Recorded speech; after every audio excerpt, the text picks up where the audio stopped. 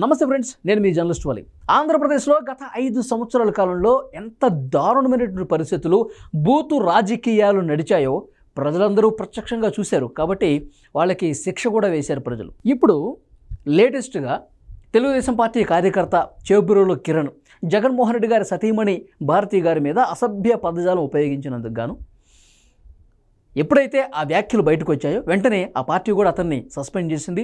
ప్రభుత్వం కూడా రియాక్ట్ అయ్యి కేసు పెట్టించి అతన్ని జైలుకి పంపించిన పరిస్థితుంది. ఎప్పుడైతే కిరణ్ ఘటన జరిగిందో గత 5 సంవత్సరాల కాలంలో జగన్మోహన్ రెడ్డి గారి హయాంలో ఆ పార్టీ నాయకులు, ముఖ్యంగా మహిళా నేతలు మాట్లాడినటువంటి భాష, చేసినటువంటి అసభ్య వ్యాఖ్యలు మళ్ళొకసారి సోషల్ మీడియాలో వైరల్గా మారుతున్నాయి. అన్నీ కూడా ఇప్పుడు సోషల్ మీడియాలో తిరుగుతూ ఉన్నాయి. ఇక్కడ కనిపిస్తున్నటువంటి ఈమె వైఎస్ఆర్ కాంగ్రెస్ పార్టీలో ఉత్తరాంధ్రకు సంబంధించిన ఒక మహిళా నాయకురాలండి. ఎస్సీ నాయకురాలు ఈమె. రోజా రాణి ఈమె పేరు. ఈమె అప్పుడు ప్రతిపక్షంలో ఉన్నటువంటి, ప్రస్తుత హోంమంత్రిగా ఉన్నటువంటి వంగలపూడి అనిత గారి గురించి ఎంత దారుణమైన భాష మాట్లాడారు. అసలు అప్పుడు ఎంతమంది ఇది చూశారో లేదో తెలియదు, కానీ ఈ మాటలు ఇప్పుడు సోషల్ మీడియాలో తిరుగుతుంటే అసలు నాకైతే మైండ్ పనిచేయలేదు. అంత దారుణమైన భాష.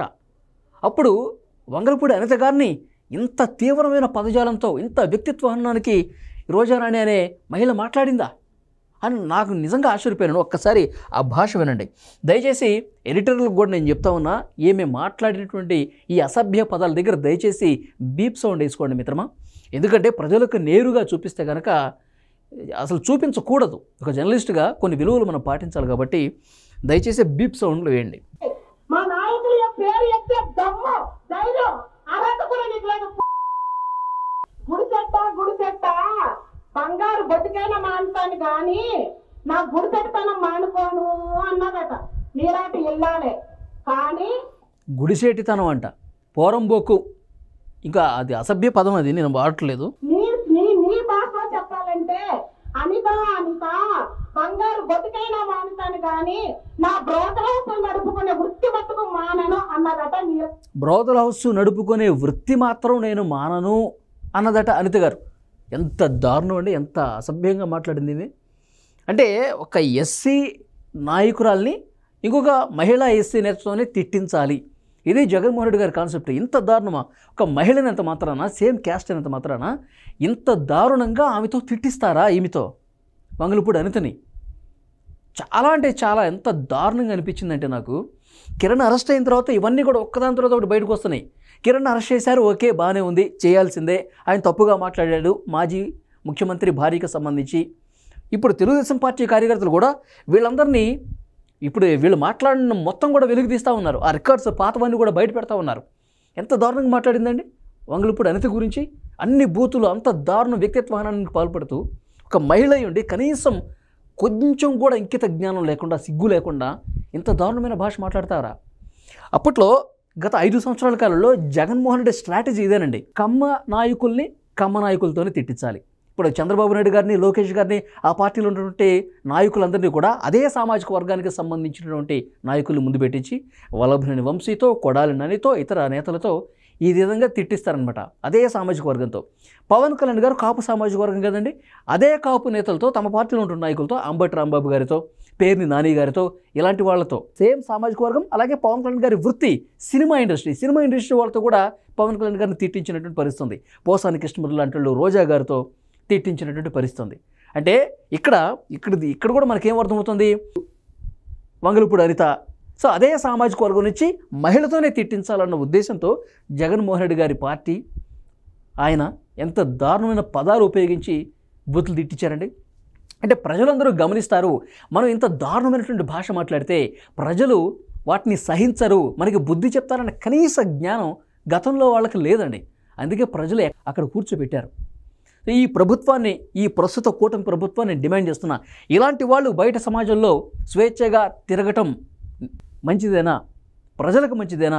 ప్రస్తున్నటువంటి ఈ కూటమి ప్రభుత్వం ఇలాంటి వాళ్ళందరినీ కూడా కిరణ్ అరెస్ట్ లోపలేశారు, సరే, మరి ఇలాంటి వాళ్ళని ఆట కట్టించాల్సినటువంటి అవసరం ఉందా లేదా? బోరుగడ్డ అనిల్ని లోపలేశారు, పోసాని కృష్ణమురళిని లోపలేశారు, వ్యక్తిత్వాలు మొదలైతేనే కదా.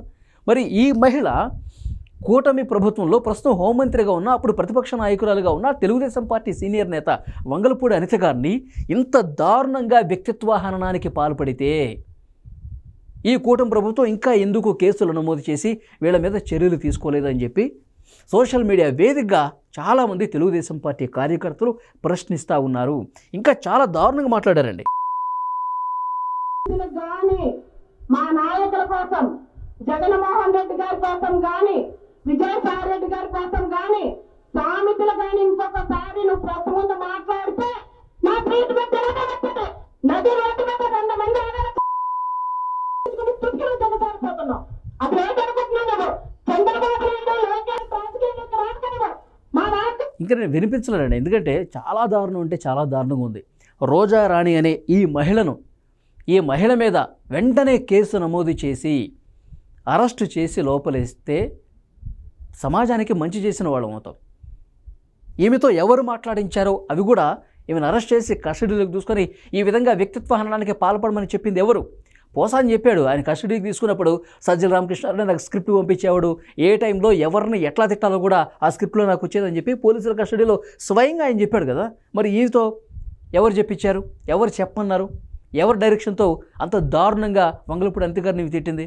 సో ఇవన్నీ కూడా వెలుగులోకి తీయాలంటే గతంలో ఎవరైతే మాట్లాడారో వాళ్ళందరినీ కిరణ్ లాగే అరెస్టులు చేయాలి. వీళ్ళను కూడా చాలా దారుణమైన భాష మాట్లాడండి. ఇలాంటి వాళ్ళ పట్ల కఠినంగా వ్యవహరిస్తేనే ఇలాంటి అసభ్య పదజాలాలు ముఖ్యంగా మహిళల విషయంలో జరగకుండా ఉంటుంది.